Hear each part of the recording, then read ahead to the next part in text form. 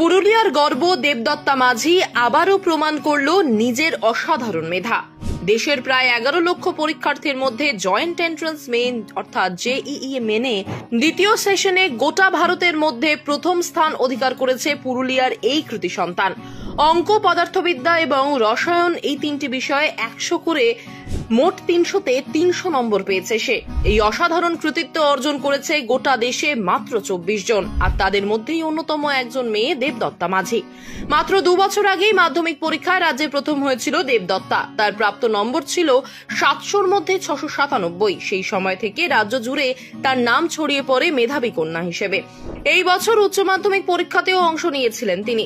পরীক্ষার পরেই নেমে পড়েছিল জেইইর দ্বিতীয় সেশনের প্রস্তুতিতে, আর সেই প্রস্তুতি সার্থক করেই এক নজির সৃষ্টি করলেন দেবদত্তা।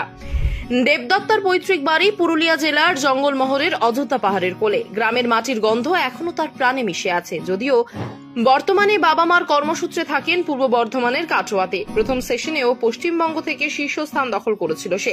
তখন তার পার্সেন্টাইল স্কোর ছিল 99.99921%। আর এবার এনটিএ স্কোর 100।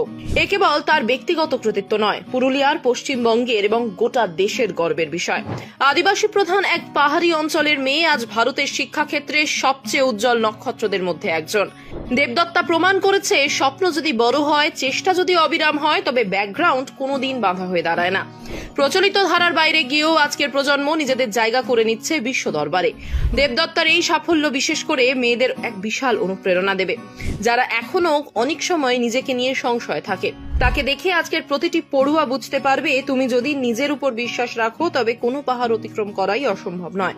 তুমি যদি পরিশ্রম করো, মন দিয়ে নিজের লক্ষ্যে অবিচল থাকো, তবে তোমার সাফল্যও একদিন ইতিহাস হবে।